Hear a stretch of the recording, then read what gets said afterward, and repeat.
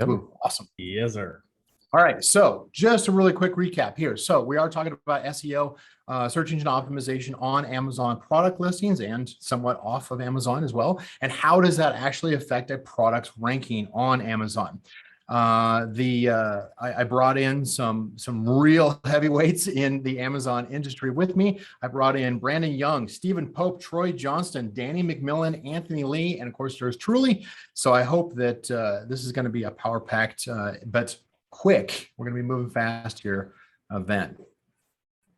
We're going to be talking about the effect that embedded terms, in other words, just content, terms that are in the content, whether that's front-end content, back-end content, hidden content, have on indexing and ranking of products and keywords. The effect that order or sequence of the terms in these different locations have on the ranking and indexing. Traditional versus advanced SEO, in other words, traditional I would consider to be more keywords. That can be a debatable topic, of course, by itself, versus advanced, which I would propose as being differentiation and benefits. Again, that's an arguable topic, I'm sure. The effect of content locations, whether it's images, videos, title, bullets, description, A+ content, backend. What else? What am I missing on that one? Tags, probably. And of course, effect of on Amazon optimization upon off Amazon search, things like Google search. Okay. And then as far as on-page shopper interactions, in other words, does the indexing and ranking change based off of, well, I think a lot of us know that it does, but by how much we're going to talk about as far as some of the interactions that shoppers have, whether they're viewing a page, whether they're clicking through a page, add to cart, some of these. If we get enough time, we'll try to discuss that a little bit as well. Let me go ahead and jump in first and foremost here. Anthony, can you see how many, can you see the chat? Because I'm intentionally hiding the chat so I don't get distracted. I am, and I can, and I am responding in chat. Okay, cool. So let's for those of you who are on the live broadcast, who are in the room with us, if you want to just give a 1 in the chat, open up your chat, just give a 1 there. Make sure that you're ready to go and you can hear us okay, and you can see the screens that I'm showing, and they are changing. Give me 1 if it sounds good and ready to go. Lots of 1s coming in. Nice. Okay, excellent. Perfect. All right, let's keep it moving. All right, let me go ahead and introduce my first panelist here, the one and only Anthony Lee. He is Amazon analyst and speaker. He actually works with me over at Canopy Management. Anthony, I should say, has been a force, as all of us who have been here have been put a lot of time. I would say that probably everybody here can probably agree that we've all put in our 10,000 hours in the Amazon space. So Anthony Lee, some of you may remember him back from leading Six Leaf, which was formerly Zonblast. He did a stint over at Helium 10 and Signalytics. Now he is consulting to 6, 7, 8-figure brands through Canopy Management. I'll let you read the rest of that, but I do want to jump into the first topic and keep things moving fast today. Not much more to read there. I've just been in the space for a little while. There was a time when I spent 2 hours a day on the phone with Amazon's, at the time, catalog team, now considered the captive team. So I learned a thing or two, particularly about this algorithm, but that's all. Very good. My hope is that we're getting in front of people who both know us and have never heard of us before. That's even better for us. I would definitely recommend, as you go through and hear this conversation, definitely go and check out some of the other content, some of the other speaking engagements, some of the other things that we do in the Amazon space to learn more about where we specialize and get some good direction there for your business. The first topic that I wanted to bring up was the effect that embedded terms, or basically just keyword phrases or search terms that are in content, how those affect indexing and ranking. Does anybody want to kick us off with a theory or position on that? I think we need to define what embedded terms are first. So how are you defining these, Brian? What I just stated, which was the keywords and search terms that are in content. So that's going to be things like in the title, the bullet points, the description, the A+ content, back-end search fields, alt text, anything that can be embedded into a product listing on Amazon. So I think that certain fields have a stronger impact to this. But as kind of one example of how Amazon will make a public statement on how something does not affect indexing, and their public statement is not true. So I'm, instead of going through the list and saying, hey, title's the most important search term field, followed by that, bullets, etc. I'm going to go super deep and basically say, hey, A+ content is indexed, and the A+ content alt text field definitely helps your ranking. And as proof to this, anybody that's watching this, if you've heard otherwise, if you do not believe what I'm just stating, I'll give you a 5-second test you can go do yourself to find out for yourself and check my hypothesis. Put Spanish keywords into one photo's alt text, and within 48 hours, I practically guarantee you'll start indexing for those Spanish terms. And do not have these Spanish terms anywhere else. And that's how I've proven that A+ content and the alt text field does in fact have an effect to indexing. So Stephen, to kind of clarify that test too, is that you're specifically talking about the alt text that is attached to images in A+ content specifically. Correct. Right. So Amazon's public facing A+ content does not index, which would include photos. They've stated this publicly, but every account we've tested this on states otherwise. And the fastest litmus test is to take a word you don't index for today and add it to the alt text of a photo. That's why Spanish is a great example to do this, because you generally don't have Spanish keywords in your copy. You generally don't have a lot of Spanish in your search terms, but you can. Right. So I know that traditionally when A+ content first rolled out, we ran a number of tests. We saw it wasn't indexing at that time, but we've certainly noticed in the past year where it does index the A+ content. So I would certainly concur with that. I don't know that I've done extensive testing in our R&D team regarding the alt text, but certainly I like the fact that you use like a different language, like a Spanish term, in order to kind of test that, because that's usually kind of an outlier that's pretty easy to pick up on. Does anybody else want to agree or counter that? I would definitely agree with Stephen's sentiment. And I think we might have had an exchange, or it might have been a post on LinkedIn, and promise, hopefully one of my only shameless plugs, but with our listing analyzer, that was kind of a point of controversy, is that we check A+ and EBC content because it's 4,000 potential characters on a listing to be able to use that real estate in a meaningful way for relevant keyword phrases. So absolutely, it does index, but I think, and I think some of the other points that we'll touch on is the relative priority you want to use that real estate, right? Where, maybe title, maybe subject matter has a little bit more heft. And Amazon somewhat intuitively, from my perspective, sort of takes this really wide breadth of real estate, something that 4,000 characters, I mean, you think of how short a title is, and sort of says, well, this probably is going to include descriptors, other bits of copy and language that are going to maybe describe a product, but it's not going to be that on the nose, direct or main keyword you would necessarily utilize. And I think from a strategy perspective, when you think about the nature of that portion of a listing indexing, applying that when you think of what keywords you actually do use and the implied intent from Amazon of how you can use that space. Okay. So now one of the areas that I jump into is for established products.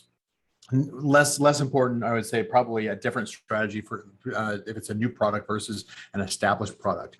And one of the things that I try to convince a lot of people to do is to use, which I'll talk about later on, as far as the advanced SEO, and that's more of shifting from the keyword stuffing and talking to the search engine and talk more about benefits. Now, what that introduces is potentially removing keywords from key areas like the first 80 characters of the title, in order to replace it with something like that's got a hook to it, a compelling benefit or feature that is going to hook a shopper to come in to increase engagement.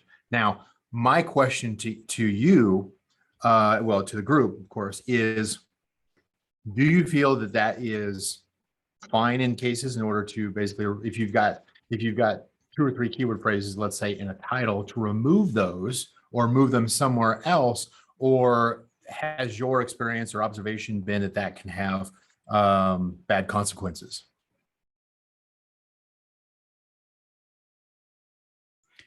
Well, I'll chime in if nobody else is going to. So I think one of the slides you have coming up is going to talk about order of text, and you mentioned those 80 characters. Yep. So in the past, it did matter the order of which keyword you put into the mix. And so you'd want to have your best keywords in the front of the title, and there would be a fight, there'd be a friction, and it would be a healthy friction in some instances between conversion and traffic, right? So when you have a friction between traffic and conversion, which of those two should win? I firmly believe it should be traffic 9 out of 10 times. I'd be really curious to hear the panel's opinion on when you have to pick either traffic or conversion, which one you go with. I'm a traffic guy through and through. So because of that, I'm going to pick keywords that will generate me the most traffic, not the most conversion, because I firmly believe it's 4 times easier to increase the traffic than it is to increase the conversion, especially when it comes to word choice.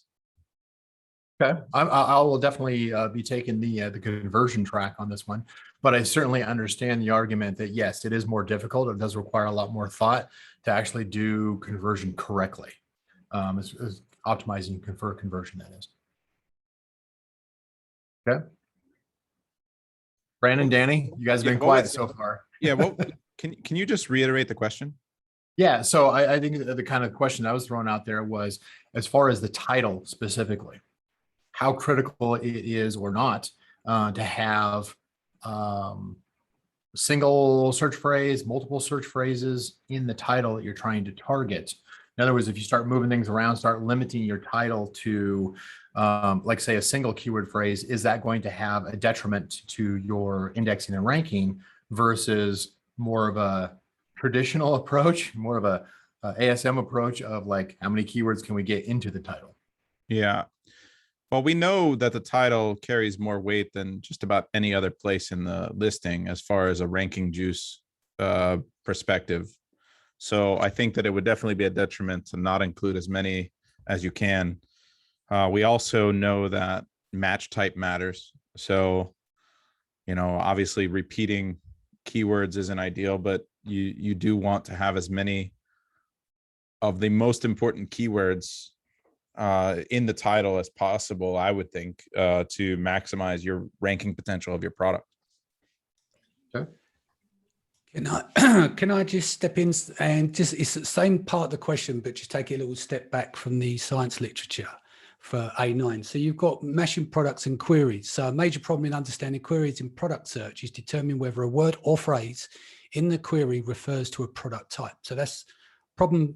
Looking at that problem as well is that whilst using keywords, is it going to be matched to the product, right? So for example, recognizing that addressing the query casual dress refers to a product type and not a modifier as dress shoes or dress socks, all lower and systemic exclusion of non-dress products from the search results.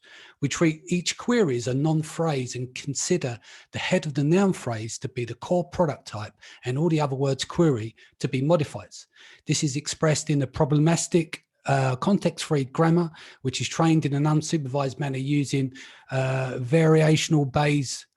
Limited supervision is inserted. So I'll go on to say the second part of the task is assign each product all the product type expressions that properly describe it. For example, if a product is a t-shirt, one word, we want to label it as a t-shirt, shirt, clothing. The problem is naturally framed as the multi-label classification problem and the predictor of the trained as the series of logical regression models. We represent the multi-label structure, a graph over various product types to using false consistency constraints to the final predictions. We use to detect product types in query and product descriptions to create powerful fears in ranking models. So if we were to just pick that apart there is that with what's going on in the title, we've also got to look at that match down to category level. I do believe, it's like what everyone says, is the title is the strongest indicator, and that kind of helps us understand as Amazon knotting words together within the listing also, Brian. So if I were to kind of dumb this way down so I can wrap my head around as far as what the statement that you had read there, would that imply that in the title, it kind of depends as far as the word choice that you use? T-shirt versus shirt, for instance, or T-shirt versus clothing.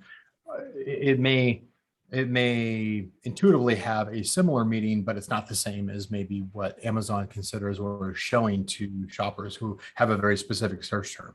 Exactly. Yeah, that's the actual point. And then when they're measuring out the singular words to multiple words put together, because a lot of people will talk about, like Brandon just mentioned, do we increase the density? Do we increase keywords? I would say you can do if it works for you. I know 8-figure sellers that do that, and it works for them, but it doesn't necessarily seem that way when you read the science literature and look at some of the presentations from the A9 team. It seems to me, and I may be wrong, it seems to me that their algorithm is smart enough to detect that, there's not a necessity to report to repeat numerous times in the listings. But again, that's just an interpretation. Yeah, I would say that you don't need to repeat the same keyword multiple times in the listing. As a matter of fact, I think there's dangers to that because the algorithm might pick you up in a position in your listing that gives you less credit than you want, right? You want to kind of create a hierarchy of where you put keywords based on relevancy and search volume and ranking juice, like a score that we give it. Now, what you're saying, Danny, is absolutely right. I think that those descriptors, even though they're sometimes dropped, they sometimes aren't because the algorithm is only an algorithm. And that's where you run into danger of putting, confusing the algorithm, which is like the biggest pitfall that we try to teach, our members and that we try to avoid, which is, although it may not be the most readable, but if you're going to start putting in the features and the benefits of your product into the listing, you're going to end up in a position where sometimes you're going to block yourself from ranking for relevant keywords because Amazon's not going to think that your product is what it is. And so what's an example on that you've observed? So yeah, so like for example, if you're selling like a kid's tool chest or a tool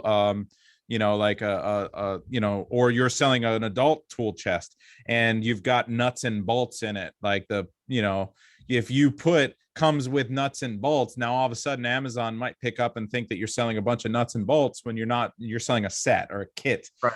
And so you're ranking well for nuts and bolts, but you're not ranking well or able to rank well for a kit. You're blocked at like a 30 to 40 rank. And no matter what you throw at it, you're not going to be able to break that wall. And that magic wall that Amazon gives you is basically saying it's a non-relevancy wall. And that's what we like to call it, where it's like, if you can't break through and stay ranked well, it has nothing that sometimes to do with the normal ranking mechanisms of conversion and click-through rate and relevancy and revenue. It is 100% indexing, or it's the relevancy piece. Got it. Okay. Anthony, are you seeing any kind of questions that we need to bring up on this topic? People in the chat are actually debating which is more important, traffic or conversions, which I think is really cool. Thank you for starting that, Steve. I wanted to see how many would gang up with me on traffic, but it's right? Pretty evenly split. It's pretty split though. So for Steve, like when you said about traffic, is that all in traffic or relevant traffic? Just to be clear. That's a good question. I would say the answer to that's technically both, right? Because even if I'm getting less relevant traffic, I'm still going to increase my overall relevant traffic. But if we talk about conversion rates for just a moment, because that does kind of affect that question, if we were to rope all categories together and say the average conversion rate's 8 to 12%, right? Now I realize every category is different and that doesn't cross apply everywhere. But if that was accurate and true, and we said, hey, my conversion rate's 20%, and we looked at all the data, I would say you're leaving sales on the table. Your conversion rate's too high. You should be heavily focused on driving more traffic, even at the cost of finding some less relevant traffic. So I'm very much a traffic driver. I think PPC does have an impact to SEO, even though the A9 algorithm update may have diminished its value. My best seller on my product under my brand name Monster was ranked organically #1 for the term wine glass. It was, I'm not drinking alone, I'm social distancing, funny, silly, stupid wine glass. And it got banned from advertising right around Valentine's Day weekend. And it went from organic slot #1, which had been steady for, weeks, and then ended up dropping over the course of the next few weeks down to slot 40. when we lost some of the PPC traffic. So organic traffic does take into effect a lot of different factors. We kind of touched here and there on some various different things, everything from the relevancy score, the engagement, the past sales, PPC, conversion off of SEO specifically, offsite factors, as well as your seller metrics. Like I'm just literally just jam-packed the entire A9 algorithm update in a soundbite.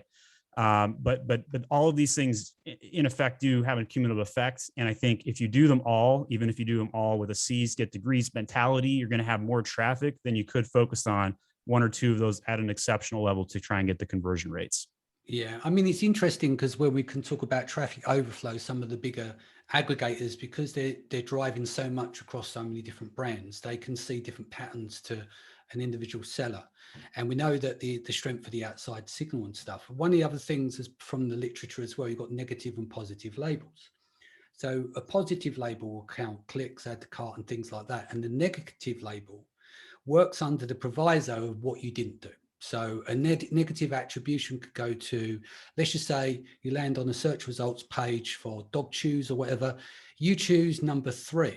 A negative attribution goes to 1 and 2 and 4 and below for that, because what they're doing is, by the sounds of thing and through the literature, is that they add the negative and positive labels because it comes down to the relevance factor as well.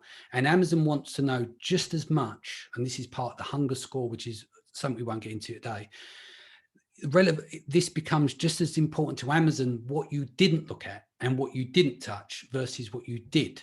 And then there's an attribution score as well. So it's very interesting with the external traffic thing, is how do we balance off the negative kind of positive labels and sending a shit ton of traffic, do you know what I mean? And making sure that it's not having an impact negatively because of the nature of the traffic that being sent. And exactly right, Danny. And I think that Stephen touched on it and nailed it. And I'll try to like extrapolate off of what both of you just said. Previously, if you were driving outside traffic and it impacted your conversion rate and your click-through rate negatively, it would negatively impact your keyword ranks. PPC has been impacting keyword ranks significantly for better part of 2 years now, whereas before it didn't. You used to be able to just throw as much money as you wanted at any given keyword, and whoever spent the most would rank the best. That's where that traffic, when you guys are arguing between traffic and conversion, which one's more important? So I'll argue this. Outside traffic, regardless of how well it converts, doesn't impact your keywords negatively anymore. It can only impact it positively. So traffic is the answer for outside traffic. But for PPC and for internal traffic on Amazon, if it converts poorly, it will negatively impact your keyword ranks. So conversion is more important for traffic that originates from within Amazon. Yep. And so it is a both. Both of you guys are right, but it's where the traffic originates that matters. Yeah, that's why I was asking the question. It was posing the question because it's like on one side you read the science of it, and on the other side, people are having great results sending external traffic. It's like, where do you balance that? Well, absolutely. And external traffic has been a huge opportunity because you're going to get a lot of halo. You're going to get a lot of, even if you're not targeting Amazon, if you're just running ads and running it directly to your own site or other marketplaces, people It's trust the overflow Amazon more. Yeah, they will go overflow. search for your branded search terms, and you can monitor that increase, that halo effect in your branded search term search volume. Yeah.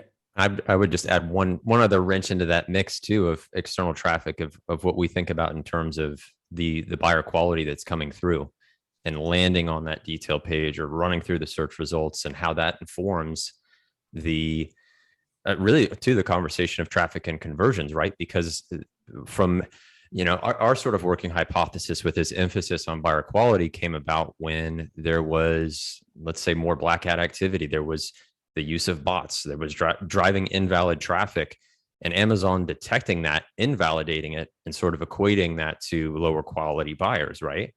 And so now you have this precedent that's been set, and that then informs some of the future ranking factors for buyer quality. And then we have to discern, okay, what makes up a quality buyer? What is Amazon looking for? And there's things that we can infer, but if we kind of tie it back into this use case of when we're thinking about like embedded terms and optimization, I think we've all worked with, many of you guys have your own very large brands, worked with big brands.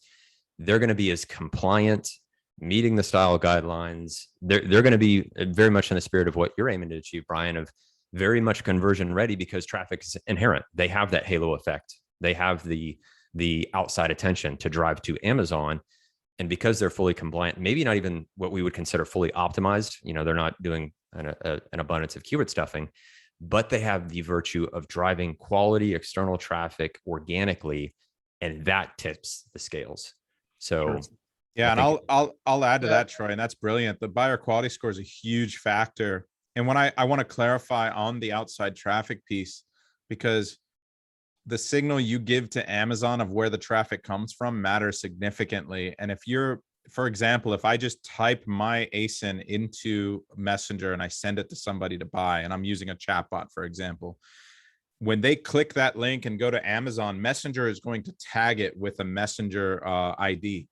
That Messenger ID is dirty to Amazon. And if you get too many clicks that way, they're going to think you're cheating and manipulating your rank, and you could get in trouble. And so that traffic is automatically considered dirty, and you're going to lower what they would consider the buyer quality score simply because of the signal you gave to Amazon for the link.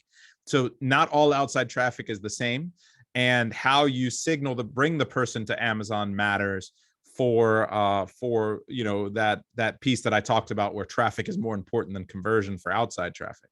And so to your point, Troy, you run major chatbots, and you've experienced everything from the good to bad, the changes, everything happening, the links you're using, and how you're telling people whether it's a search, find, buy as organic as possible.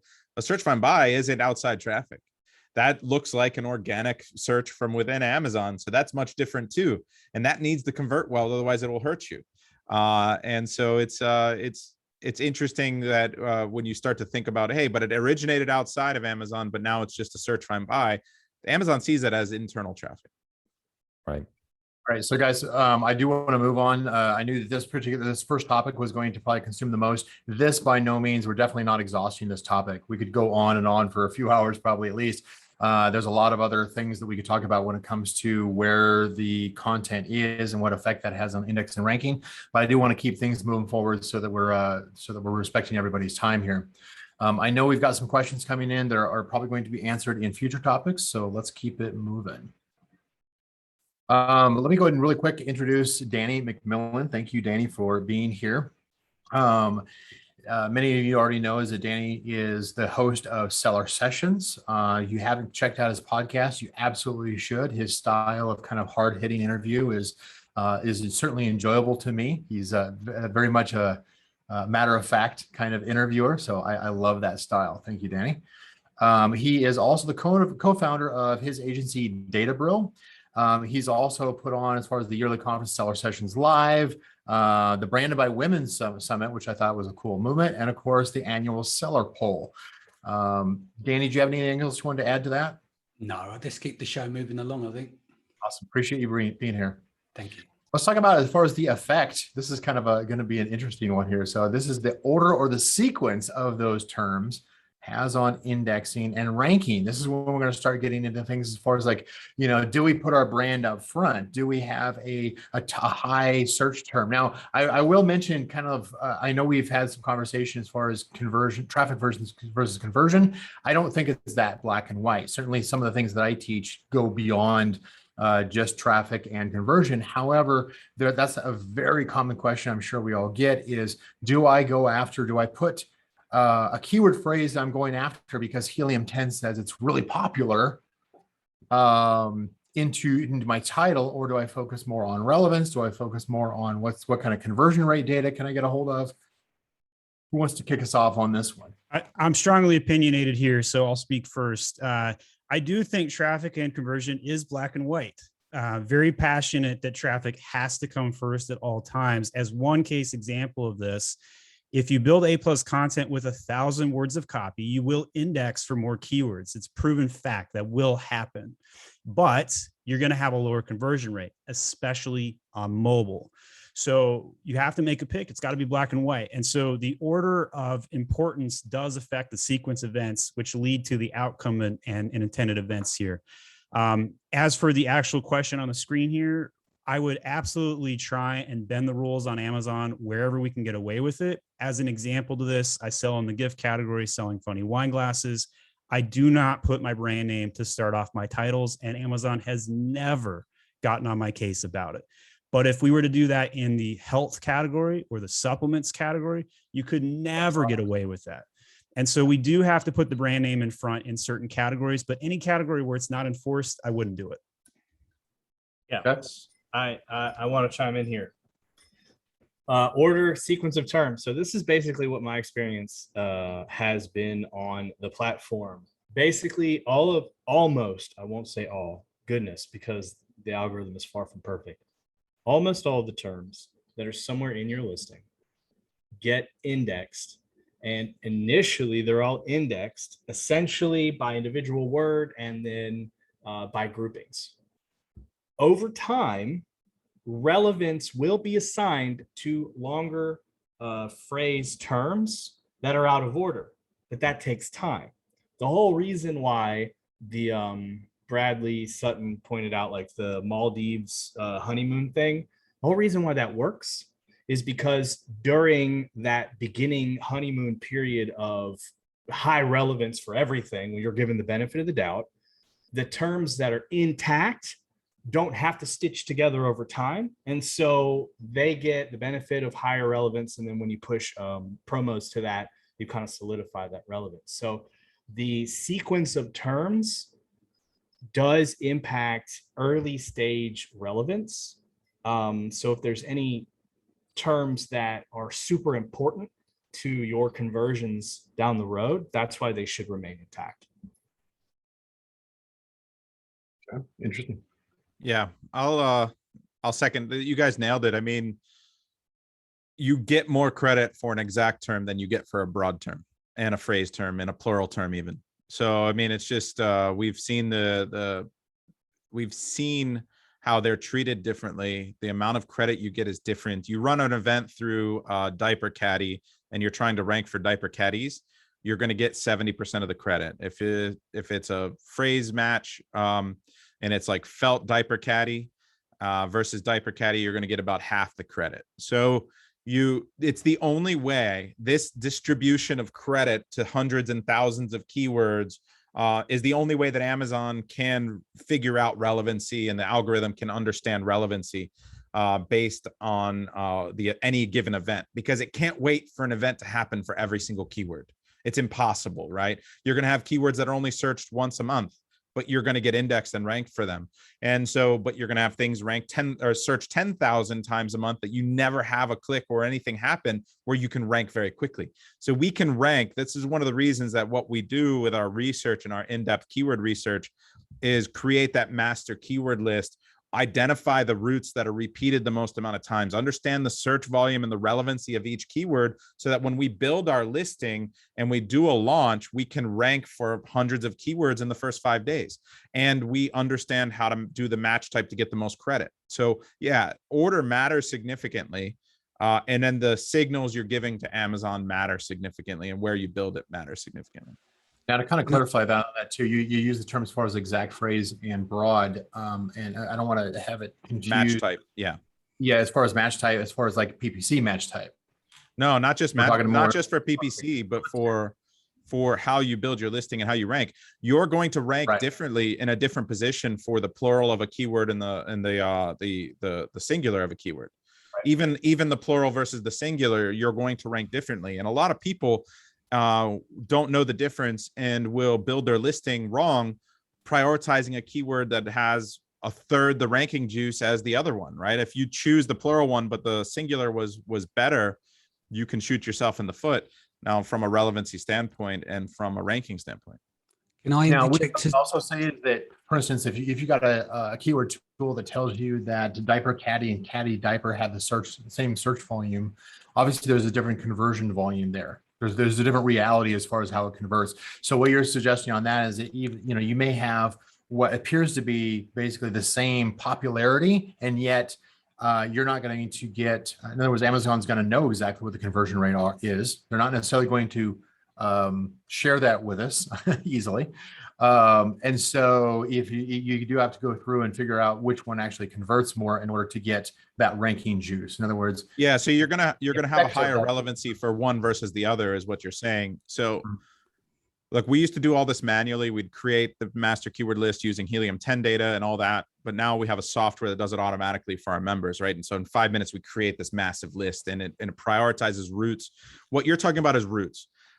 Diaper and caddy are singular words that are repeated many times. As a phrase, diaper caddy is repeated many times throughout all the different keywords, much more often than caddy diaper. So what we're going to do is we're going to assign a ranking juice score to diaper caddy and a ranking juice score to caddy diaper.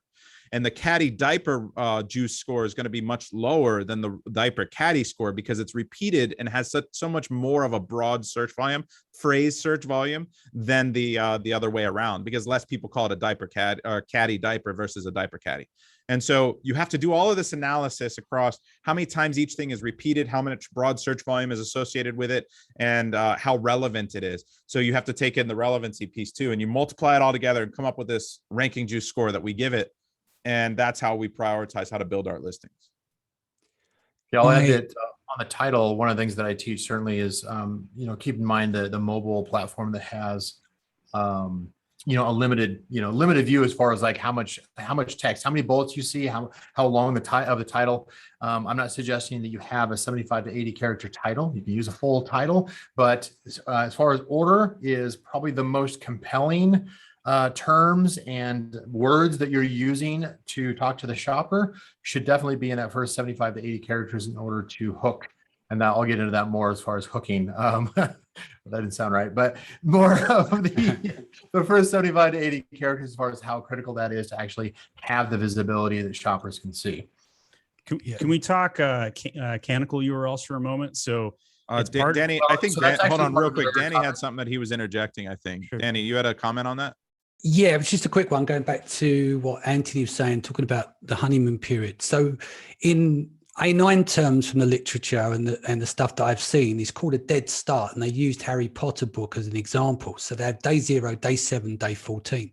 And it's about that discoverability of getting from 0 to somewhere else. And we've called it floating up the search engine, like being discovered. You're getting that early juice. Well, that comes into play with the hunger score as well. So there's the extreme example on the Harry Potter book. What they had to do is that the day 0, the day 7, day 14, the popularity kicked in, but one of the movies are out, but the new book wasn't. And so they will joke about, when the algorithm's gone wrong, because we get complaint from the business department. And then they'll do a manual override. I'm not saying that they'll do that for us, but what's kind of interesting when we look at the honeymoon period and we look at those first few weeks, the dead start, they have to start from somewhere. So day 0, day 7, day 14, and make adjustments. Some case in special occasions, they'll adjust those. So they would adjust those manually. I just thought it'd be interesting as part of that is that there's one thing to think about being ranked, but how do you get discovered? And part of that, it would be a longer conversation, is the hunger score, because the hunger the score gets in that category, the more it's looking in depth. And so it gives more opportunity for other products to what we would call floating up to the top. Yeah. Any last comments? The canonical one I want to actually save for the on-off Amazon discussion coming up here, if we can. Any other comments from the panel, or points of view from the panel, or questions from the audience? I would just add, those are all immensely strong points. I think if somebody's just jumping in and watching this, is just trying to maybe zoom out a little bit and realize that these are all like elements of one recipe, right? This is like everything intermingles to arrive at what matters for ranking, for visibility. We're trying to compress into a little over an hour or something we could probably do a whole weekend workshop on. Exactly. Yeah. But honeymoon, non-honeymoon, thinking about looking at keywords both ways. So like, garlic press, stainless steel, garlic press. There's different ways of arriving at it. And as we'll touch on, I'm sure here too, is then where are you weighting those things in your listing? Where are you placing them to still utilize those relevant keywords, but there may be some that are more conversion ready and on the nose, and others you just don't want to miss the sales potential that are inherent in those phrases. Okay. All right, let's keep things moving forward here. I do want to welcome, of course, Troy Johnston. Thanks for being here, Troy. Troy, as many of you know, is the founder of Seller Tools, which has you just recently launched that the LQS listing optimization, which is kind of a cool tool. It's definitely a lot more advanced than what Helium 10's Chrome extension has currently, so I like it. It covers most of, quite a few of the areas that I like to see when I'm doing kind of a listing analysis. So thanks for bringing that out as well. Your focus, data, optimization, automation strategies, tools. It sounds like kind of a common theme among this group here. We're a bunch of researchers in-house here. So welcome, Troy. Yeah, thank you, Brian, for bringing us all together. All right, so let's talk maybe briefly. Traditional, what I would consider to be traditional SEO as far as more keyword driven versus advanced, which I would consider to be differentiation and benefits. And I realize the titles that I'm using on this is debatable. I can appreciate that. But from an indexing and ranking standpoint, I want to kind of define my point of view on this, and then I want to get some feedback and shoot down anything that I'm saying here. The traditional SEO is what I typically saw that was taught by ASM, where we take as many high traffic keywords as we could and we put it into the content as much as possible in every possible spot. I think we've evolved quite a bit since then in order to be more, to try to speak more to the consumer, but I think it definitely could go farther on this. Now, one of the things that I look at from an advanced differentiation and benefit standpoint is, sorry, I've got somebody backing up with a backup alarm next to me here. The differentiation is more of, we were talking about traffic versus conversion. Well, I look at it from the standpoint is you can get, I know I'll get pushback on this, but you can get a ton of traffic. But if you don't have the differentiation, if you don't stand out from your competition, right? If you don't differentiate yourself from the crowd, you're not going to get the actual click through. You're not going to get that engagement from the shopper, even though your listing may come up frequently. Now, you could argue a bunch of different ways on this, but and then the benefits side I look at is another hook in order to, of course, get them to, you're getting the eyeball, first of all, that's the differentiation. You're getting the hook as far as in the title, maybe to pull them over, to beg a little bit of curiosity, differentiate yourself a little bit more in the title from your competition. And then within the product listing, you're actually focused on speaking to the consumer, not the search engine, focusing on the benefits, the what's in it for me to the consumer in order to increase the conversion rate. So that's one of the reasons why I was stating earlier is I don't think it's as black and white as traffic versus conversion. I think there's some other parts of the funnel that need to be addressed in the middle of that.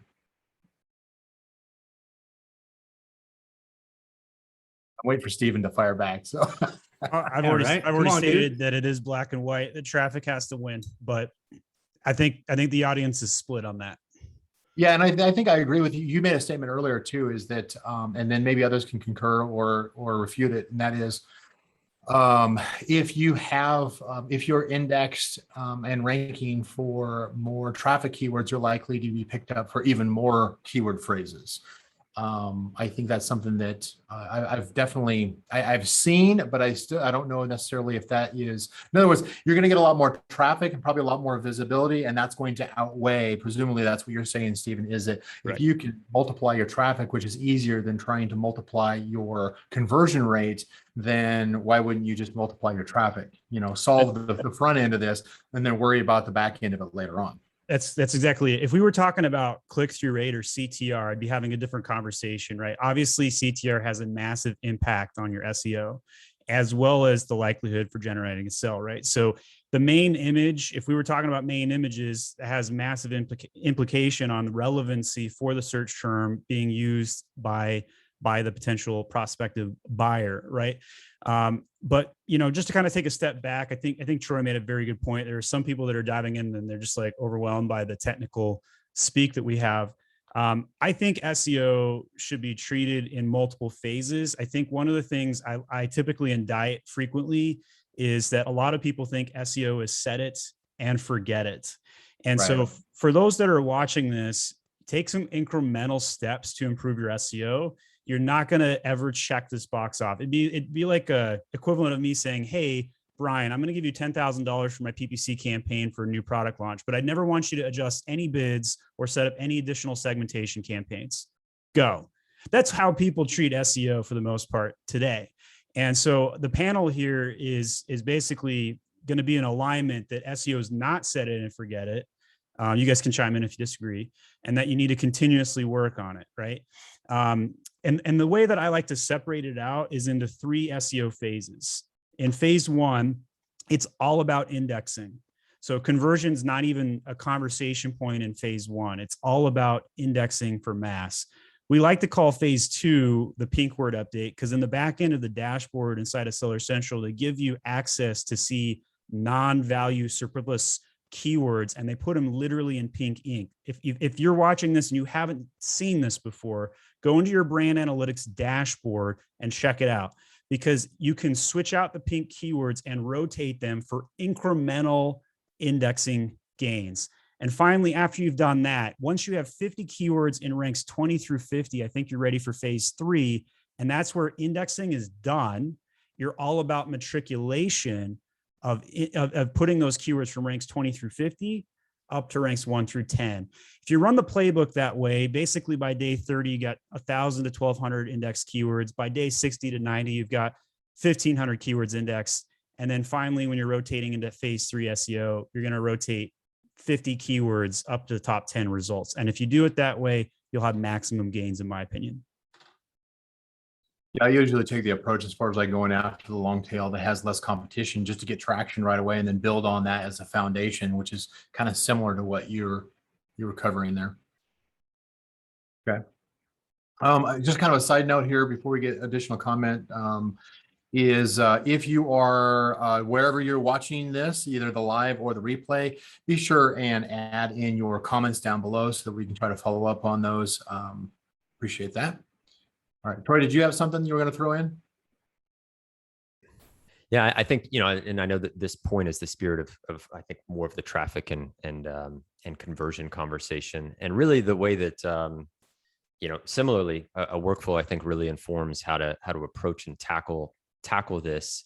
And I think of the example of like soft serve, when you get like chocolate and vanilla sauce, you want a nice proportion of both to make a nice tasty soft serve. And that's really where both of these come in, is how you incorporate relevant search phrases and capture that buyer intent, but then ensure that you are truly conversion ready with the entirety of a listing too, right? With your images, and factor in that in the search results, you get this much to show of what is meaningful to earn the click. And then you have the entirety of a listing from which you can use a tool, you can use a process to consistently validate, invalidate points, set up your index alerts, set up your ranking alerts, set up performative Sentry-based activities that monitor what's going on with your listing, to where even if you do work through a workflow, pretty much everything on Amazon is compare and contrast. If you really dive into A9, a lot of the things that we unpack is comparative add to carts. It's comparative metrics. It's very rarely in isolation and saying, oh, well, this listing has earned top spot. It's always a relative metric. So. Right. Yeah, my workflow is pretty straightforward with this, because I think there's an 80-20 of a R2A, brand analytics, listing optimization based on the weighting of listing elements. And if you do that, I think there's usually a lot of complication that's thrown into the mix. But if you do something like that and then check your performance consistently, it's just like software. It's very iterative. You see what works, you capture the feedback, you adjust as needed. And it's as to Stephen's point, it's an ongoing process. You're hardly ever at a finished product. Right. So I'm kind of curious. Let me throw out a quick question on this one. So panelists, show of hands, and those who are on live, put a 5 in the chat if you follow the 80-20, the Pareto principle. Because I think that's kind of what, leaning back on what you were just saying, Troy, and obviously what Stephen was saying earlier is there's certain levers that you can pull that are going to have a lot more, that are easier to pull, I should say. And maybe that outweighs some of the things that that should be done, but maybe are more difficult to accomplish in the end. And so pick your battles as far as how much time and resources you've got available. Some of us have, I think Steve and I, we've got similar sized agencies. And so we have like teams of teams, but not everybody's got those kind of resources. So it's, if you're going to do it yourself, definitely pick your battles, definitely focus on the 20% that produces 80% of the result you're looking for. I want to chime in on that too, because I don't want to say I'm split. I understand the integrated nature of both traffic and conversions being important. On the conversion side, I do talk a lot more about, psychological triggers and the point of kind of creating a brand presence in the mind of your buyer so that you can carry that off of the Amazon platform. And I still stand to that being incredibly important to longevity.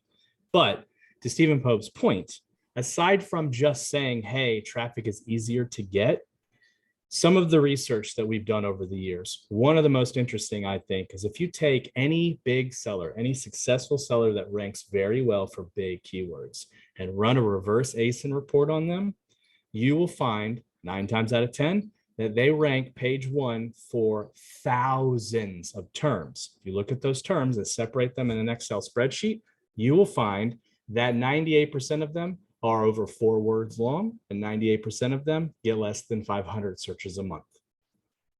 So to the point that Stephen was literally just making, there's a correlation. I understand causation and correlation are not always the same thing, but there is a correlation here with high rank, high velocity sales listings and having tons and tons and tons of ranking of seemingly meaningless or seemingly unuseful keywords, which stands to me to mean that either they've established a lot of traffic sources in the past, or maybe they started with that from the beginning, realizing that traffic and then increasing index can lead to relevance of more keywords and therefore more visibility, and reducing your conversion rate down to 12% actually doesn't have the detrimental effect and outweighs, that method may outweigh spending so much time trying to get your conversion rate up to 30, but having. So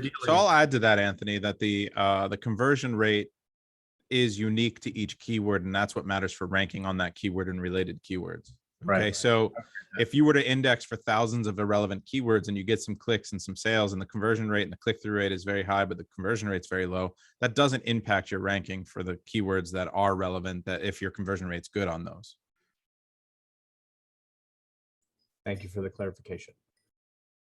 So one of the other things I think is kind of loosely connected to this ongoing conversation is, who should be in charge of the SEO at your company, right? Are you going to put the designer in charge of your SEO who's making that conversion play? Or should it be the analytics guy who's looking at the data, chopping it up like Anthony and Troy talked about, and looking at thousands of iterations of keywords and finding the most relevancy in them? So I think the analytics guy needs to be in charge of your SEO plays. If you're ceding any control of this to your design team, you are missing out on indexing. I'm going to do the exact opposite on that. Yeah, I'm all about like data and finding the right keywords and indexing and driving as much relevant traffic as possible. So I'm with you there. But the point is, I think you need both, right? Because if you don't convert once you get the click, and your conversion rate is lower than your competition on that specific keyword and related keywords, then Right. you're going to slide. Yes. So getting a bunch of dead traffic that doesn't convert doesn't matter. So you do need to have a good content team, and you do need to have good keyword research and ranking. So you need traffic and conversions. There is no one or the other. It isn't black and white. I mean, we keep saying it is, but it really, you have to have both. I guess what I'd throw in there too, from a software perspective, in terms of who we think, or who I think more specifically tackles or addresses keyword research in let's say a typical Amazon centric business, is that my aim would of course be to make sure it's simplistic enough that pretty much anybody can step in, irrespective of title, and understand both the strategy and tactics to arrive at meaningful keyword research. I think where there's been kind of an opportunity, and I think, we try to realize the advantage of this, is that now that there's a lot of sellers, a lot of brands, and through the growth, attention, and capital in our space, there's a lot of people doing things a lot of the same ways. And so the opportunity, I think, for different providers, different softwares, is just sort of say, hey, if you see a lot of people doing the same thing, and the spirit of what they're doing is to create differentiation, it's it's sort of illogical. It's really, well, what's your point of difference? How are you approaching this differently? What's your unique take? Because we brings us back into those relative comparison in a compare and contrast marketplace. But you see hordes of people potentially doing the same exact thing and leaving some of that index ranking and performance to chance. So to kind of tie that into like, you know, how we try to think, okay, let's make this very simple, but understand that this is a contextual problem for softwares, and even some of the biggest is we're creating a scenario where everybody's learning the same thing, but we want to give our users a distinct edge because that's the ideal win-win, right? It creates a very unique scenario in that sense. I've got a couple of points to kind of add to both what Stephen is saying and also you Troy. As far as like who does SEO in a company, my experience is that a lot of companies do it incorrectly. An example on that, as Troy pointed out, is you get this sea of sameness. You know, you get, like so much consistency in the search results that everybody kind of looks the same. That creates a situation for banner blindness for those of you who from the Google days, where they no longer see, their eyes never track to see who's different. It all looks the same. Then they start looking at they start looking at things like price and reviews as opposed to, is this a better product or not? And so I'm a strong believer in differentiation and standing out from the competition, from trying to do the opposite of what a lot of the competition in a specific niche is doing. If you can come up with that. The reason I think that one of the things that I do see though, is that within a lot of brands is they don't tend to, if they hand it to somebody who's the analytical guy, who's looking at the keyword research, then they're probably biased by the metrics that are provided with those keywords, which may skew, it may be skewed data, but they tend to be biased in order to say the content needs to have these keywords in here because they have massive search volume. According to who, right? Amazon didn't provide that data. It's estimated based off of tools. It still can be used, right, as a benchmark, but at the same time, I believe that a lot of those who are highly analytical within a company are likely going to use the keyword data as is and say this has a priority without really taking into context relevance or buyer intent or really what is the intended audience for this product, and really seeing it from the shopper's standpoint of what's going to grab their attention, what's actually going to feed their interest of the product and really solve their need and really speak to them with this product is going to solve your need in these areas and create that emotional decision making, which can increase conversion. I think another theme that's coming out here is we're talking about big data, and a lot of small time Amazon shop owners might be asking themselves right now, how can I compete against big data and all these companies? And there's like $3.2 billion that have entered our space in the form of Amazon aggregators just in the last 12 months. And I think the answer to that is you totally can. You can compete against big data because you have access to the same quality of tools that they're using, right? And not only that, if you have the high quality product, here's where I will cede some conversion ground, right? Like, I don't think you can be more or less relevant on your keyword selection, right? Obviously, I'm a mass index fan. I think the relevancy to your conversion comes most into play is after you've indexed for them. How do you convert them with your listing? And that's where your photo and your A+ content then comes into play, or the quality of the product that you've selected. As one case example, I launched a product, a Mother's Day kit, 3 weeks before Mother's Day this year, and there's plenty of room to grow on Amazon. So a lot of people are like, oh, it's the best time to sell my company. I'll take the money to sell to these aggregators. And I think that's crazy. I think it's never been a better time to be on Amazon because there's so much room for growth. So this one keyword example will prove that. 2 years ago, pre-COVID, the term Mother's Day gift was hovering at around 900,000 search volume during the week of Mother's Day. COVID comes around, basically doubles the search terms, right? Everybody got 10 years of growth in 8 weeks during that time period, right? So of course the keyword volume was up, right? What happened this year though, was it basically doubled again. And so a term that had 900,000 search volume during Mother's Day week is now coming up on 2.5 million this year. So I launched a product 3 weeks before Mother's Day, ranked organically number 3 on this term, sold $135,000 in 3 weeks with 0 external traffic, 1 single product review, and only spending $11,000 on PPC. So if you're wondering, can you still do this? Can you still follow all these SEO best practices and launch and differentiate? 100% you can. I want to keep things moving here because I know we've got a few other topics to cover quickly here. I love the fact that those of us, we were able to come together today and have differences of opinion. That's kind of what I was hoping for, that it truly would be more of a debate and there's different points of view.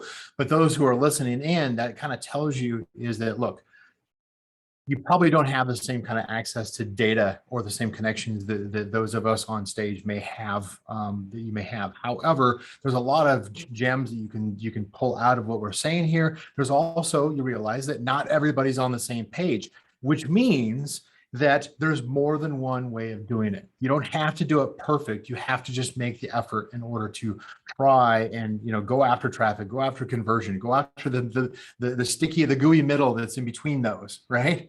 In other words, there's still, like you said, Stephen, there's still opportunity for even somebody who's coming up.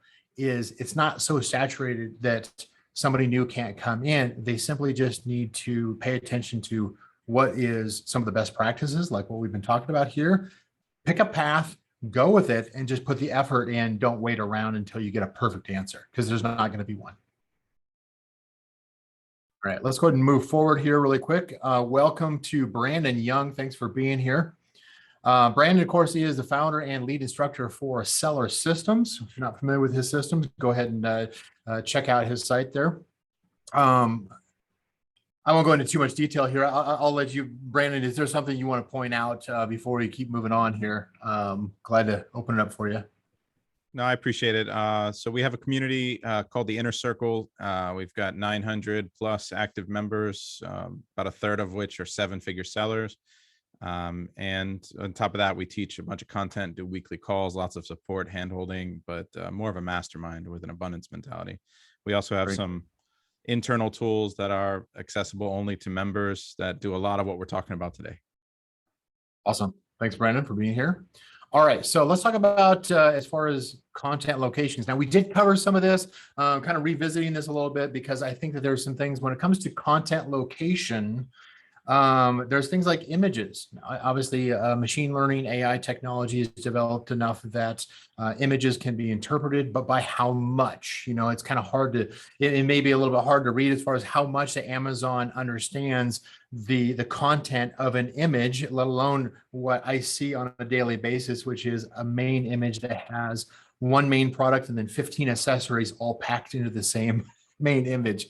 Bad. Okay. But how much of they can actually read that and separate those. But there's content as far as in images, in videos, obviously what we've been talking about: title, bullets, description, A+, backend, alt tags. From a standpoint of indexing and ranking, if you were to pick one, let me open it with this question: is if you were to pick what's your highest priority location to nail when it comes to content, as far as target keywords, for instance, or image? What would you start out with? So we always prioritize the title. Obviously, like we find that it indexes the best. You get the most ranking juice from it. Now, some people will use like some of the back end, like subject matter search field gets a lot of indexing credit, but we warn our members not to use it because it is slowly being taken away from a lot of different subcategories. We're finding Amazon doesn't want you to use that space, even though it works really well. So that's the danger that I'll tell everybody to be careful of. Like, if you hack your way, take advantage of different things that currently work, just be aware that things constantly change in Amazon, and they could just say, push a button and that no longer indexes, and all of a sudden now you've got a best-selling product that has trouble ranking. And we've seen it happen where products can just die overnight because of the subject matter field being deleted, or them accidentally deleting a field that had a bunch of keywords in it, and then they need to build it back in. So try to stick to the fields Amazon wants you to get credit for, I think. Yeah, our observation definitely is that Amazon can always at any given day or week, Amazon can have a false flag or a false read of your content or your account and create a problem for you. We pretty much have those conversations with seller support every single week just because of something that Amazon did, not anything that the client did, right? Yeah, absolutely. And someone just asked about what about intended use, target audience, style. Yeah, you might get some indexing and some credit there, but I would avoid it. Really, search terms is really the only one they want you to use for that, I think. Yeah. I Well, will and also then- add on the Amazon, some of their content filters have kind of ramped up this year too. We've definitely seen that more where the adult flags are getting picked up for things like, I think, Stephen, you had mentioned before the example of like, say, a wine glass, for instance. We've actually seen similar products that where one of the lifestyle images is a group of people sitting around on the patio and they're all drinking wine, and they pull that listing because it popularizes drinking alcohol. It's like, okay, so now they've got an ethical backbone that they're building into their filters in the process. They take out the Christian stuff too, though. Like, Yes, hey, they do. You know what? You're That is, selling a Christian T-shirt that says "Ketchup with Jesus." Yeah, that's banned from ads. yes, and it's not, that doesn't apply to all religions. We definitely have seen that when it comes to where there is definitely an anti-Christian bias, and I don't have an opinion as far as that goes. I'm just saying that's our observations. No, Primarily on, Amazon's morally wrong on that one, no doubt about it. well, but I would say is that we've seen that more with like, say, Coming from the Pope himself. Yeah, there you go. I'm the Mormon Pope, though. Sponsored brand ads, content that goes into sponsored brand ads, we've definitely seen is even more sensitive to things like religious content or more, they'll flag things as far as being political, being faith, being objectionable, whatever. I think I'd like to point out really quick though, despite the content filters and despite indexing, but certain portions of your listing like getting stripped away by Amazon, if we're talking about content locations and their importance outside of indexing, also title keywords are assigned higher relevance. So they don't just index, they're also automatically given a relevance benefit of the doubt because they're in the title, just like H1 on a website. But if you're asking the question which content location I think is the most important, to Steven's point, I think the main image, because that's going to increase sessions, and that is internal traffic. That's where you get click-through rate, right? Yeah. That's just my I think for conversion, it's the second image and it's the first bullet point. And it's your first image for your A+. It's what people are going to see next, that the benefit of the product to them that's going to sell it next. But in order to get that initial click, the main image, the pricing main image and the review count or the review rating are the three triggers. They're the only thing you can really see in a search field, right? Like in a list. Yes, I would say that you can definitely enhance the hook and engagement through what's visible in the title simply by standing out in the words. Certainly, I would say that definitely price and reviews are definitely going to be a consideration that people have been trained to look at. As the kind of that social proof, right? Plus, is it the price point that's right for me? The title is also very, very important. You're right, but there's a reason why the main image is on the left of the page. Literally the first thing people see. That is the thing that's going to determine whether they look at the title, whether they even scan the review line, whether they look at the price, anything. I would also argue that just as a consumer, I bet there's a good portion of people that look at the main image and then also scan directly to the price.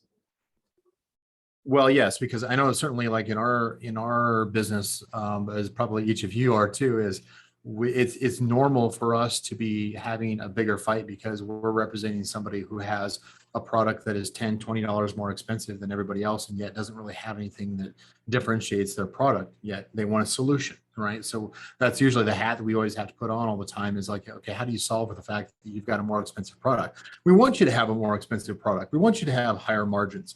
But ultimately you've got to stand out. You can't simply just copy what everybody else is doing and look exactly like everybody else on page one. Otherwise you're not you're not going to stand out. Nobody's going to consider you any further.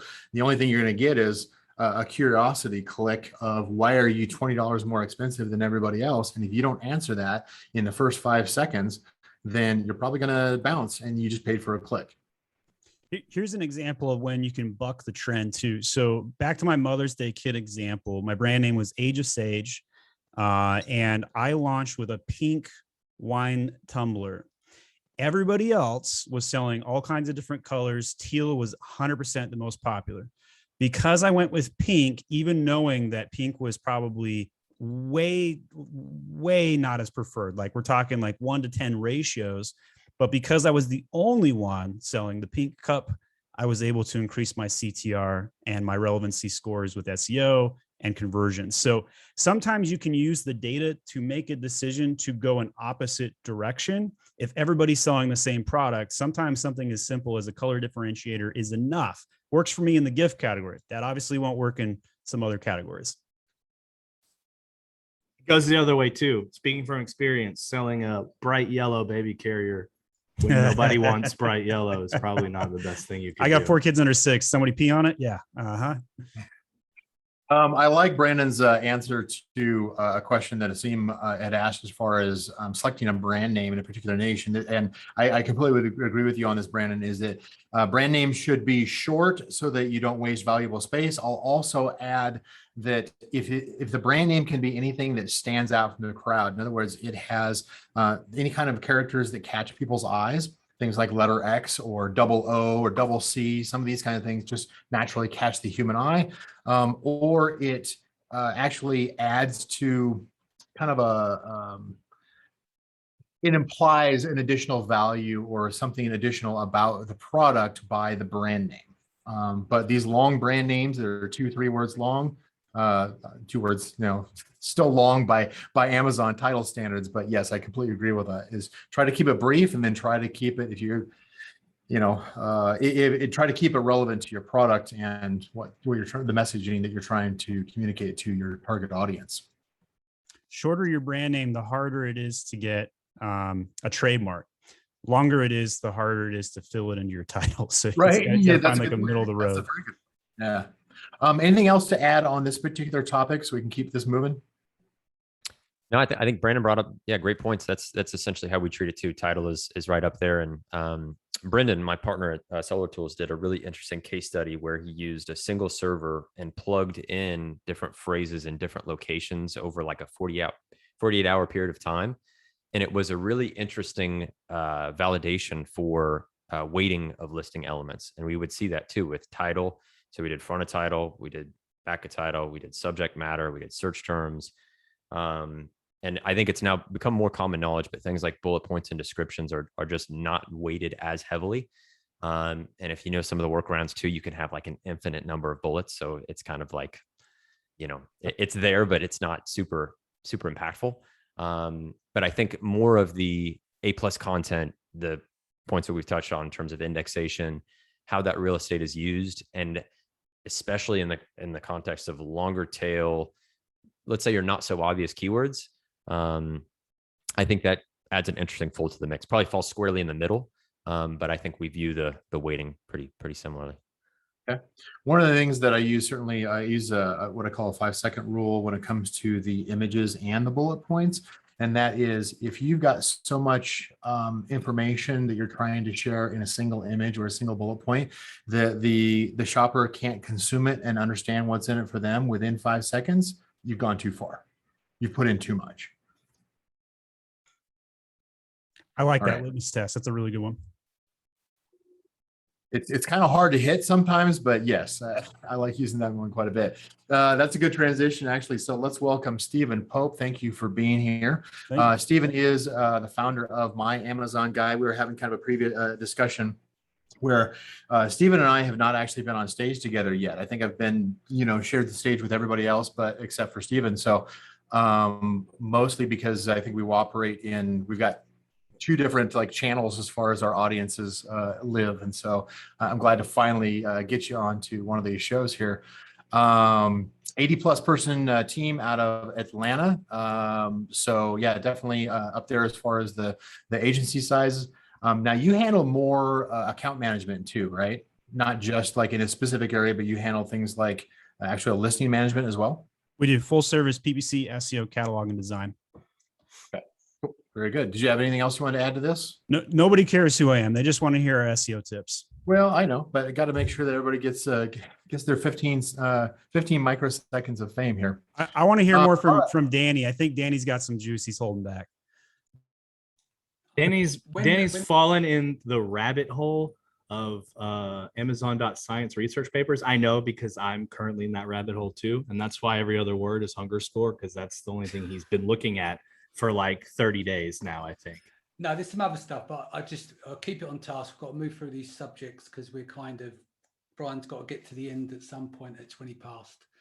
We've been going an hour and 20. And so I thought I'd hold back on this one because you guys have got it. Very good. So let's talk about effective on Amazon optimization upon off Amazon search. Now, this is also going to bring up the whole idea of canonical. Just for those of you who are not familiar with what a canonical URL is, it's a mouthful. Think of it as like, so for instance, from an Amazon standpoint, in your title, Amazon will typically create a canonical or basically a URL that is specific to your ASIN. That includes a set of 5 words, right? And usually what they'll do is if you've got a long title when you first start out, they'll pick and choose their own 5 words out of the title. And sometimes it's not the words that you want to go in that title. Now, there are certainly some tricks as far as to revisit that through a hyphen. But then the way that URL is picked up is it can be used by indexing by off Amazon resources. An example, Google search, for instance. Who else wants to kind of append to that and then talk more about what effect on Amazon optimization has for off Amazon search? A canonical URL can be set after you put a hyphen after the first 5 words. And the question I have for the panel is, does that matter? How much of an impact it is? I actually don't know how to evaluate this one. It makes for a prettier URL, but yeah, as far as the actual impact when it comes to Google traffic, I haven't measured it myself. I'm hoping maybe somebody else has. Probably not much if you're not doing anything with it. So if you want to, the good thing about Amazon listings, because you won't be able to sync the big ship. If you were just to boost a load of angel links to it, some scrappy links to the listing, then you're going to have an opportunity to rank. It's not great, but people still do this to a day to a point. But regardless of the canonical URL, if you've got no weight for that page, then no one's really going to find it or discover it unless it's on a really, really, really localized low search term. So the URL is great, you get that right, but then you've got to do the next step, which is something in order to give that page some weight and some value. That's a very good point. It's not just a magic bullet that once you do it, you're like, okay, great, I don't need to do anything else. I'm going to magically show up on Google search. Well, as we all know, that's not going to work in any situation. You'll appear somewhere on Google search. Right. Sometimes Google is actually, so I've done a lot of testing of this. Right? Like using Google operators to force Google to bring up a page. And Google appears to be slower than Amazon with regard to stitching together certain terms and then actually indexing a page. So sometimes you won't show up for a while, and you might not even show up until something signals relevance to Google. And on Google, it's going to take you 6-7 months. You hedge your bet on what you're looking at rank. It's far more sophisticated than A9, far more, right? And so it's going to take a much longer time to rank those keywords. It's a long-term plan. Now, you could go and get some really decent link builders and pay $500 to $1,000 for a link, and then spend time and give yourself, right, okay, I'm going to invest here. I'm going to build backlinks to my Amazon listing, but I'm going to do this over a 7-month to a year period. And even then, you're not always going to hit the bullseye because you don't know how much volume you're going to get and what the relevance is going to be in terms of sales for you. So they're just longer bets. And if you're a bigger company and you've got the resources, then you can spend the money to do so. But it's a long game. Yeah. So with regard to the canonical, in my experience, the canonical URL is it's almost impact is almost like a BSR. It's an after the fact thing. Like it doesn't dictate relevance on Amazon. It is more how the listing will appear to the wider internet. So the keywords inside your canonical do matter to Google. Now, this is not a direct impact. This is an indirect impact. But if you have an important term in your canonical and that helps Google to index that that URL and therefore your listing page on Amazon better, if through that you end up ranking somewhere good on Google and conversions happen, yes, Amazon absolutely tracks traffic from Google that converts into a sale. That matters to Amazon. If that happens, you're in a good place. But that is so like around the bend with regard to the importance or the manipulation of what's in your canonical URL. But that, in my experience, is the relationship that the canonical has with your listing. Okay. Anybody else? I want to make sure that before we move on to our last topic here, that if you are live watching this, or even if you're watching the replay, make sure you add in your questions now so that if we can try to catch these before we wrap up, or if we see them in the replay broadcast, that way we can try to address those as best as we can.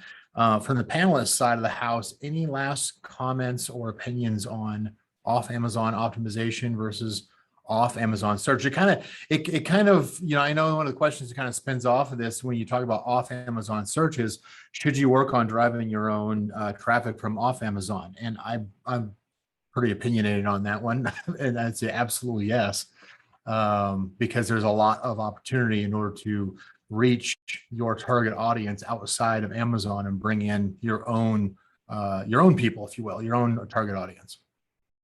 I think it's the future of Amazon. Hardest to do, hardest to measure.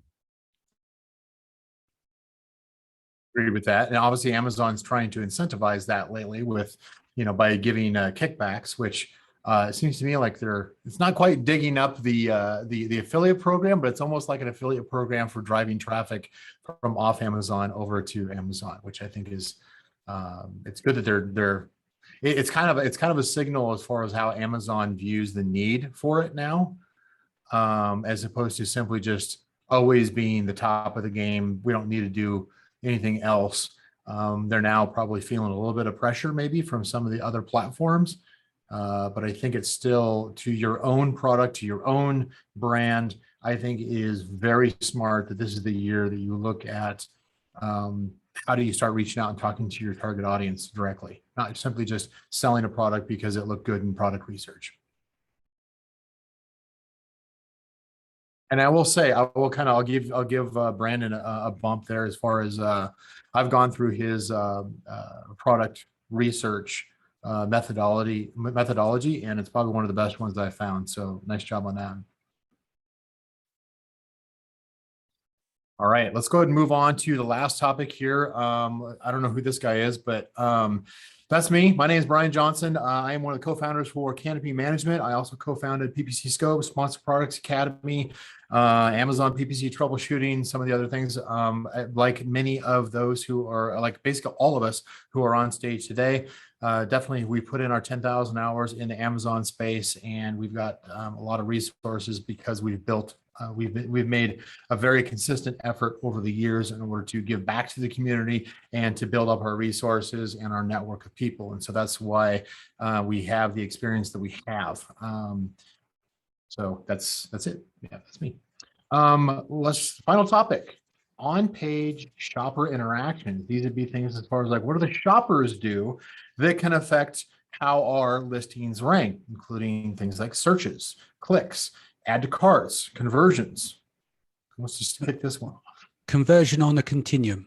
So when you've got a number of features on the page which will help in terms of ranking, which is like microcredit. Someone visits the page, they click on the images, they open it up, they scroll, they go up and down, they add to cart. All of those become signals and they're microcredits. And so what happens, even if the sale didn't take place, the organization of where your product page is placed versus others is going to be the difference of the interaction as well. And so that's why it's very important that your page gets the person engaged, not just reading it is like the usage of the page. And then one of the biggest steps we know is when add to cart is one of the leading signals as well, because we know that add to cart works. You can get to bottom of page one with add to cart, but to get up the page, you need to bind with keywords with sales. Very good. I will notice that my observation certainly is that Amazon definitely has weighting on the where the traffic comes from as far as off Amazon back to Amazon. And they definitely either increase the weight or decrease the weight based off of a couple of things. Here's an example. So somebody who searches on Google, for instance, and then finds an Amazon listing, then comes over to the Amazon listing. Amazon's paying attention not only to where they came from last, but then like what Danny laid out there as far as like what the subsequent actions that the shopper took, whether they're searching again, they're clicking, they're add to cart, they're checking out. Those all are going to have their own set of weights on this.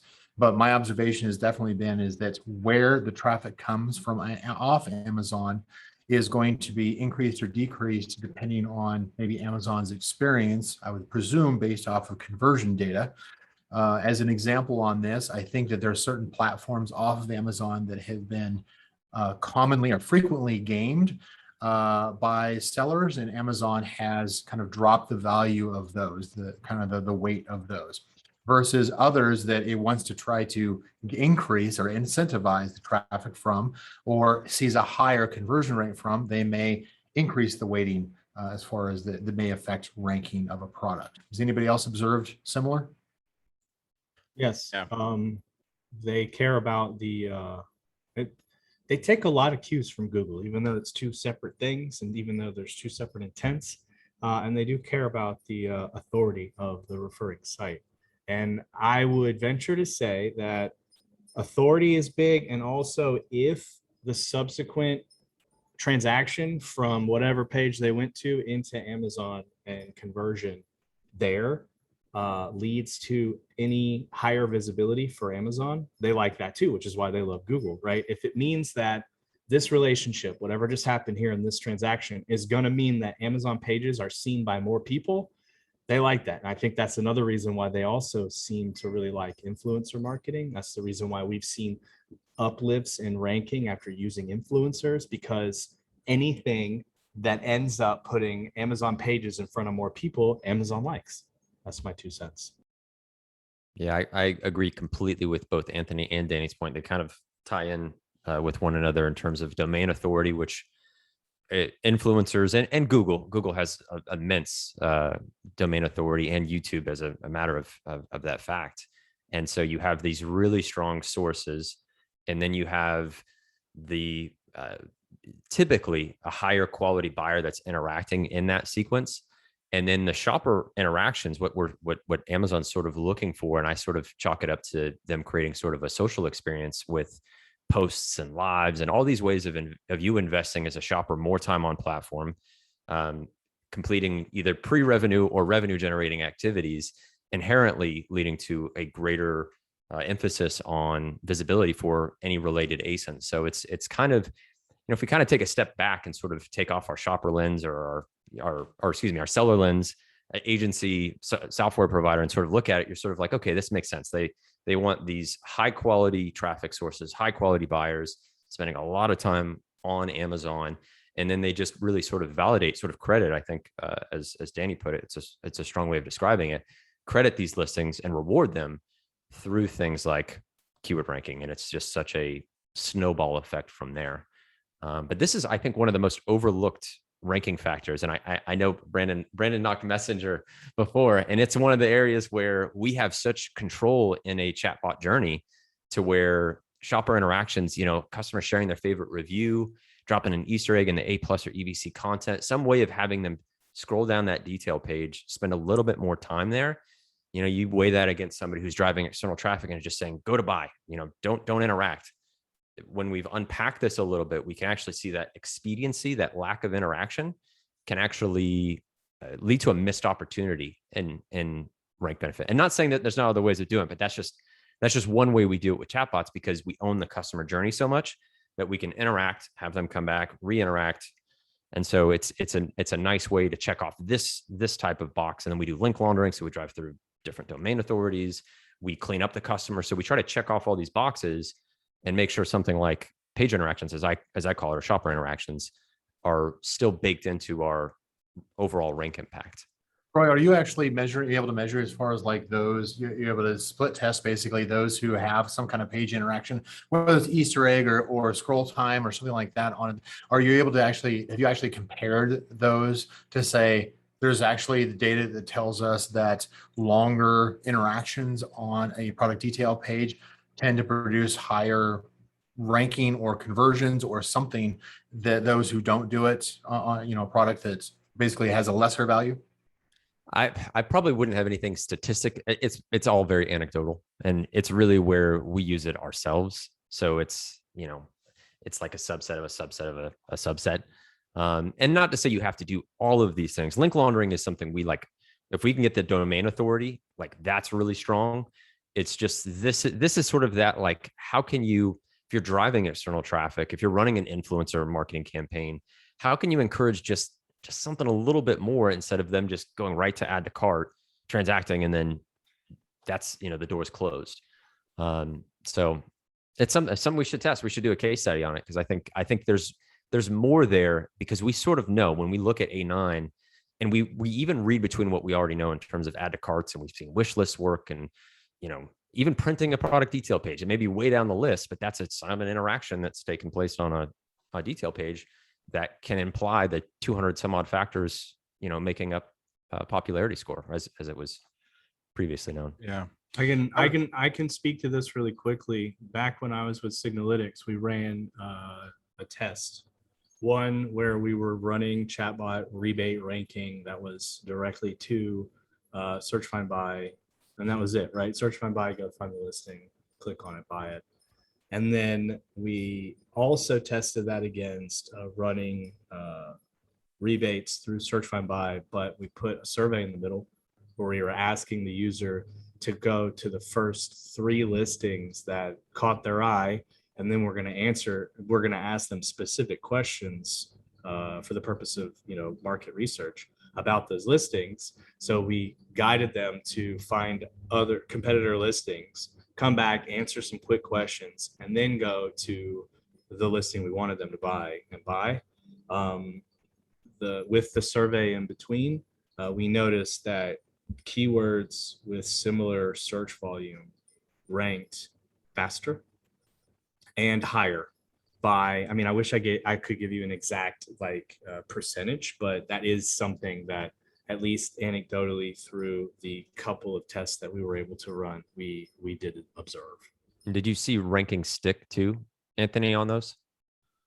Yeah, well, unfortunately, I couldn't see directly, and this is probably because of other factors, like we weren't running them anymore, we weren't running them for as long, and they were different categories. So I can't say that I saw one noticeably last longer in that position than another.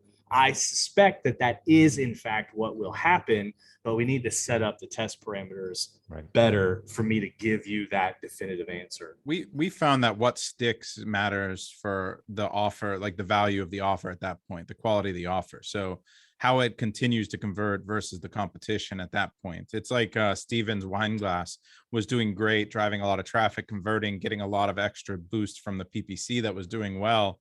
And then as soon as PPC stopped driving the extra interactions, it fell to the competition. So you can rank something well with whatever you're doing, but if you constantly have to prop it to be there, then your offer isn't as good as your competition. And so that's why it's important that you still focus on the fundamentals, which is maximizing the way you build your listing, maximizing the product and the offer, and making sure it's going to convert well. 100% true. Yeah, the sticking will definitely have a much stronger link to conversion metrics. Can I quickly, on the point of sticking, say search, find, buy as an example? One of the things I've looked at, and maybe you guys will agree, disagree. So let's just say you're doing a search, find, buy campaign. You run it for a period of time. So if we think about the strength of conversion rate, and so we look at a search, find, buy, you do 100 as an example. You tell people, use this keyword, search and buy. All 100 people do so.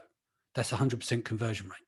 When you stop that campaign and it drops down to, say, real shoppers, that takes it down to 20%. So there's a case where your product could be good, well optimized page and everything else, but it's an unsustainable conversion rate in most cases. So that's why you do a top-up campaign. Next month, you go back again and again and again. So I think that's the key thing to look at as well, is that sometimes it's not the stickiness of your product and whether it's good value and everything else, is the unsustainable. Yeah, there's two aspects there, Danny. You're absolutely right. The first is, like, you should know with precision what's required to rank for certain keywords and what keywords are impacted by the event, because it's more than one keyword. You're targeting one, but it's impacting hundreds or dozens, at the very least, right? Yeah. And so you should know that instead of 100, you only needed 10 over the course of 4 days or 6 days. And so you could make sure that your conversion rate wasn't too far outside the norm. And so you need to track your conversion rate throughout that entire launch period or relaunch period, that ranking period, and make sure that it's better than your competition, but not insanely too high. And the other part of that is when you're running search find by, like you said, you send 100 people, they add it to cart and they purchase. The add to carts were a major trigger for cheating for a long time. So these click farms, these massive farms, they had 100,000, cell phones sitting in a warehouse, and all they would do is add to cart all day, and that would rank a product to the most competitive keywords there was without it ever selling a single unit. And so what Amazon did is, but that's only to the bottom of page 1 rather than up the page. well, it could rank to the top at that point. Like we're talking about 2 years ago when add to carts had all that value. Yeah. So people understand now, like there's all these things going around in different circles, and people have anecdotal evidence that, hey, search find by is good. Now everyone starts using search find by, but they don't understand that if you're too far outside the norm from even an add to cart to conversion ratio, Amazon's going to throttle that credit because they know that it's not normal, and they monitor what is normal. And if you're outside of a standard deviation of normal, then all you're doing is sending bad signals to Amazon, and they're going to punish you for it.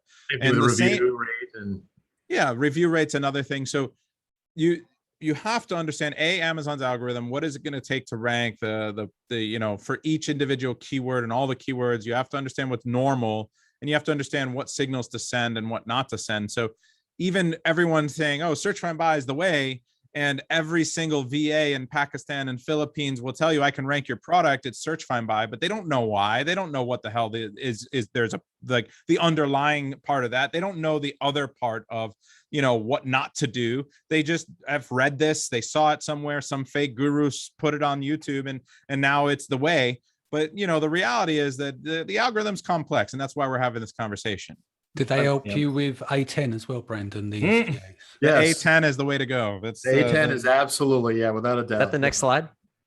That's right. No, but to that point, you're absolutely right. Back in 2018, whenever all of those wiki pages were leaked from Amazon China, we saw that Amazon specifically has metrics called add to cart over expected add to cart, and then purchases over expected. There's literally a ratio that they know is normal. And anything that lands outside of that normal ratio, like Amazon knows you're doing something.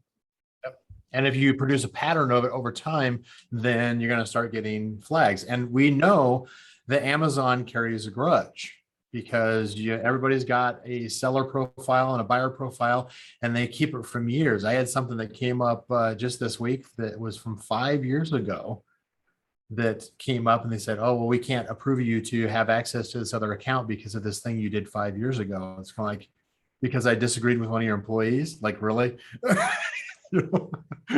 So apparently I never stopped doing that, but yes. So yeah, it definitely is. It has a long memory for sure. Anything else to add to that last topic there? I know that we've got with somebody who is raising their hand. We're not going to do any open questions on this. If you put it in the chat, then we probably have addressed it or can really quickly. But I do need to respect the time of the speakers we have here up on stage. We've gone way over. I really appreciate each of your time on this, going the extra mile. There's so much more that we could probably come back on in the future and talk about other topics, but this this interaction with this group of experts definitely fulfilled my hope of what this interaction would be, that we'd actually get out here, not agree on everything, but able to come together and say, you know what, this is the way we think it is based on our experience, and these are our opinions on these topics, and just get it out there so that people really could get a better education of what is actually working well these days. Here's one thing we can all agree on. This is why we do what we do. We do it for our families, our kids, and, go give your kids a hug today, guys. Nice to be with you. Yeah, absolutely. And as Troy had suggested, everybody should go out and get a soft serve after this. So I do want to wrap this up really quick here. Obviously, we've covered a number of things today. Whether or not you caught us on live or watching the replay, I do want to have your comments. We actually do pay attention to new comments that come in, whether it's tomorrow or next week, whatever the case is. I definitely recommend, let's see, did I actually put in? No, I didn't put in. Let me shoot back up here to the top here, just to kind of give a refresh here. Today with me, of course, my name is Brian Johnston. With me also from Canopy Management, I've got Anthony Lee. We brought Stephen Pope in from My Amazon Guy. Now here comes the whole the seller series here. So Troy Johnston out of Seller Tools. Let me get that right. Danny McMillan out of Seller Sessions, and then Brandon Young out of Seller Systems. Did I get all that right? The whole seller galaxy. We're all. Yes. I Exactly. just wonder if And do you know what? There wasn't an AMS in sight. We've all got sellers on our brands. Yeah, No That's Zon. who you're talking It's to. Zon and AMS. No yeah. Zon this time. Yeah. That's great. That is funny. Yeah. So let me go ahead and stop the share here on this one. Anthony, do we have any other questions that we missed? I do want to, from everybody who's live on the Zoom call with us, on a scale of 1 to 5, give us some feedback. Give us a 5 if you thought that we just knocked it out of the park today. Just let us, give us some feedback. Should we do this again in the future? Brandon says 1. Like, no. That's awesome. There was a question that got asked. Unfortunately, it was at a time when the answer wouldn't have been relevant to what we talked about. Faison had asked the question, Amazon is improving store visibility by including the related stores and keywords suggestions in the search bar. What would be the criteria of the store to be shown? That's a great point. We did not include store as one of the fields. We'll cover stores next time. There you go. We can certainly do that. Yeah. Is that a whole separate topic? I mean, I guess it could be. I don't think I could talk about appreciate you stores having me, more than guys. like It was always great to see you, and some of the most brilliant minds in the game. Thank you for including me, and I appreciate it. Awesome. Thank you for Thanks, for everybody. coming. Have a fantastic week. Thank you. we'll see it. everybody. Have a good one.